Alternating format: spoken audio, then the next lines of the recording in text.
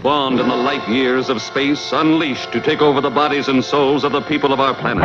Shocktails with Johnny Thunder. And Baker. Bringing a new dimension in terror. Pearl, of course, is the prequel to Ty West's film X, which tells the story of Pearl, who is one of the main characters from the first movie, X. Set in 1918, trapped on her family's isolated farm, Pearl must tend to her ailing father under the bitter and overbearing watch of her devout mother.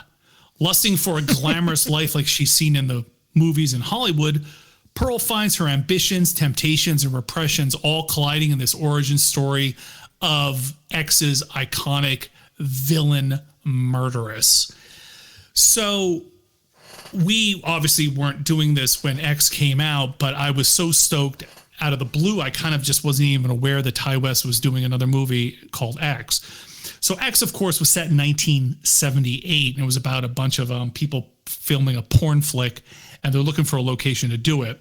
So they go to this isolated farm. Basically, it was my favorite mashup. Porn and horror. See how we bring everything together? Yeah, I'm sorry. I forgot that earlier when I said war, war, Western. I forgot porn. So, yeah. Absolutely.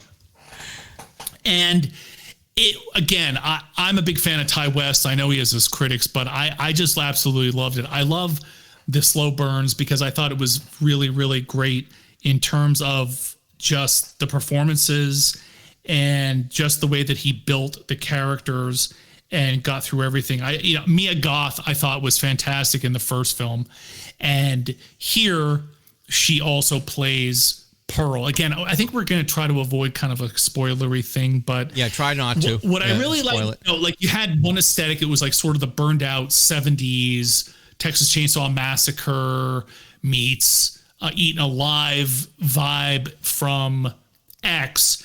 And then this movie, obviously set 60 years earlier in 1918, has these, grandiose kind of old Hollywood music in the beginning and this kind of like Technicolor look to it, and the logos and just the vibe is just sort of this kind of taking you into the mind of Pearl, where she's trapped in this awful, awful family situation, trapped in this lonely farm with really no friends, and you see that there's something just off about her. She's got this terrible mother. She's got a father who's suffered from the Spanish influenza and is now paralyzed, basically a paraplegic, unresponsive.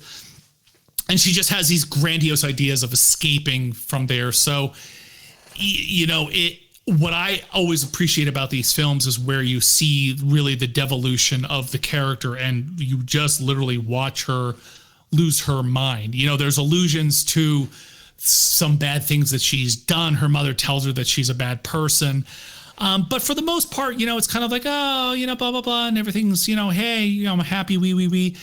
And then I'm not going to try to get too specific, but there are a couple scenes where the tone of the movie is just so, it's like the record just going, the needle just going right off the record.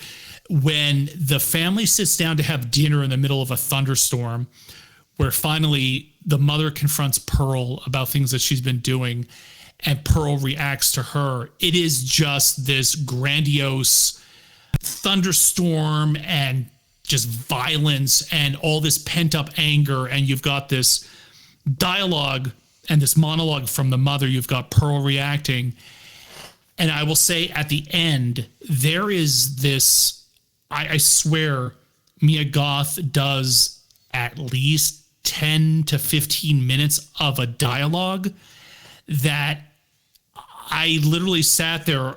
Again, it's a cliche, but on the end of my seat, just watching this performance where she's asked to kind of close her eyes and just kind of, I'm a friend, say everything you want to say that's going on in your life. And there's no judgment. And she unloads and she just gives what I think is one of the best performances I've seen all year, regardless of a horror movie, but just in terms of an actress Yeah, it's Academy Award winning. No, though they won't give it to her, but I guarantee she co-wrote the script with Ty West, and it was watching it. You just sit there, and you're more and more. You just feel for this character, and that's what's interesting about this too. She's very sympathetic, and at the same time, you're like, oh dear God, she's completely out of her mind. Again, I don't want to give away too much, but I don't even know that I've explained the plot properly. But if you've seen X, you know that this is the story about how Pearl in the first film came to be in her background. Now, there's not as much gore, there's not as much craziness, say, as X, and X didn't even have that much over-the-top nonsense, but it did have some stuff. But here, it's a little quieter, but it's still visceral, and it's definitely creepy. So if you like Ty West, and I know people take a shit on him, if you liked X, I definitely would check out Pearl. But I think what was really, really cool was just reported this week is the fact that Ty West is making the third movie, which is going to be called Maxine. And so it's Maxxine, and it's going to follow Mia Goth's character from X, but now set in 1985. So then it's her making her way after the ending of X through Hollywood, which again, I think is going to end up in the world of film, but in the margins, and where you end up in this dark world of pornography.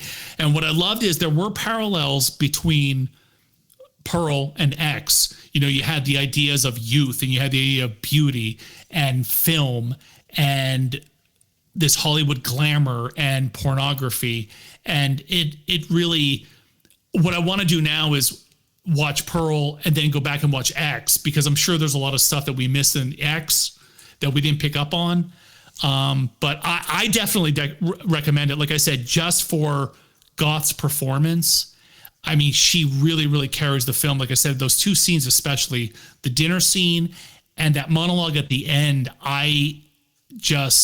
outstanding. It was outstanding. Yeah, absolutely. I really loved it. One thing I was thinking about is like the commentary. You have this girl, she watches motion pictures, and she wants to escape, and all she wants to do is be a star. Right. And all I was thinking about, how it relates to the modern world, content creators, Instagram models, podcasters. Oh my God. YouTube. And they are the fucking worst. For their 7 listeners. They are the worst. But yeah, absolutely. And that's what's interesting about this. I mean, you could even make one now about Maxine's granddaughter or something, right? And like you had just said, it would be, I'm on YouTube, I'm on Snapchat, I'm on, TikTok, and my TikTok videos aren't racking up there. And it's like I said, I really, really dug the fact that her performance in this is so sad. And especially when she's like, is there something wrong with me? Like, what's wrong with me? Because her mother knows, again, and again, not giving it away, but she obviously has exhibited characteristics of being a serial killer in the past. And it's ugh. Like I said, I just the price of the ticket for that monologue at the end, I thought was just well worth it. Yeah, if you haven't seen it, just go see it. Absolutely. Ladies and gentlemen, due to circumstances beyond our control, we are unable to continue the broadcast. But I can't leave them, I can't. Yes, go. You live. I'm going now. Heaven help you.